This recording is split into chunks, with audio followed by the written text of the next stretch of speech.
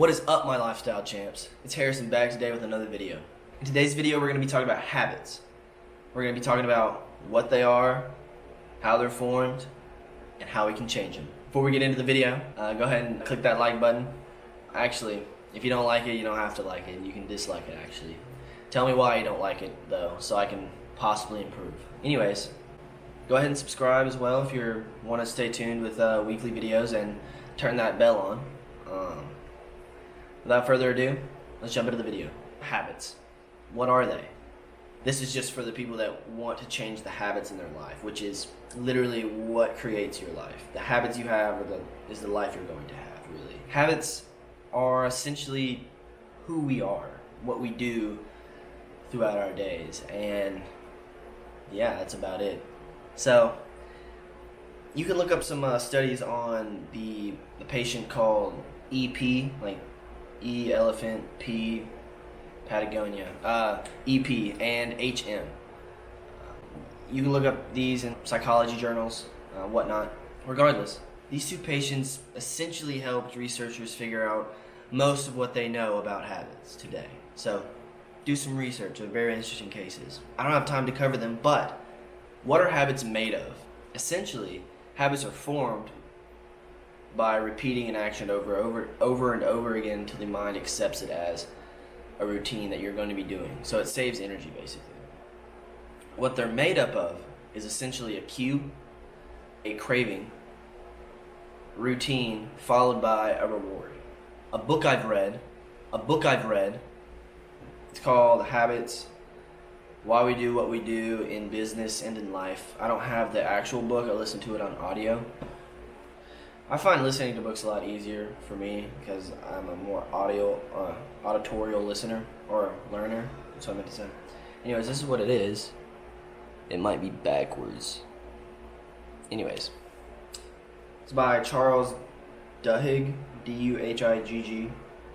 Regardless, in there it kind of speaks about all these kind of like habits and whatnot.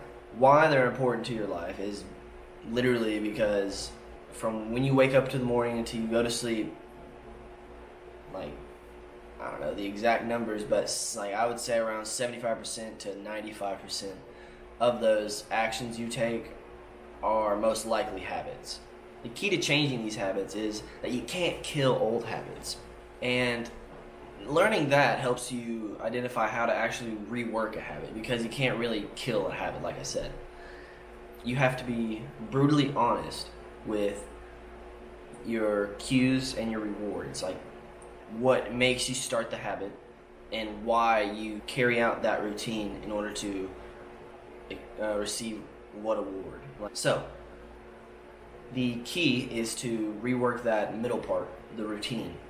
And this routine is automatic at one point whenever you listen to that cue. Once you're clear about what your cues are and what your rewards are for doing the action based on that cue, then you can start to consciously notice your cue and then implement your own habit or what you want to become habit into that formula. You can take out that middle part of the formula from the cue and the reward and put in whatever you want in the middle. And the cue, like maybe being boredom or self-conscious anxiety, stuff like that. The end goal might be like escape or friends or lack of inhibition. I'm talking mainly about like alcohol and stuff, but it could be like stress eating or anything like that. Once you identify the cue, let's say stress, and then identify the craving, which would be smoking a cigarette per se, and then that is when the smoking of the cigarette is that routine for the reward of stress relief. So, if you're trying to be more fit or stop smoking, you can kind of use them like two birds, one stone kind of thing. Once you cut that routine of smoking out and replace it with yoga in the morning or light jogging or exercise, then that reward of feeling good, the stress relief, there's actual evidence that you feel better after working out. There's endorphin release. My point is, when you finish that action, whatever it might be, replacing that habit, it starts to form new habits. It starts to rework that habit into, man, I'm stressed. Your automatic craving to stress relief is going to start thinking workout instead of smoking a cigarette. Now, in the brain, the same regions of the craving fire up. The new habit it's taking over, essentially, because you're replacing that habit, that routine, per se. Because you're keeping the cue and the reward, they all kind of merge back together after you take that thing out consciously. Why this is important? I mean, once you're figuring out what's causing the habit to start, that cue, maybe you see something and it makes you think of that and it makes you follow that routine. Once you can identify that, this helps to basically rework any habit in your life that you want to change. Now, if you don't want to change it, then, yeah, so that's all for this video. Thanks for tuning in. Name's Harrison with Lifestyle Champs.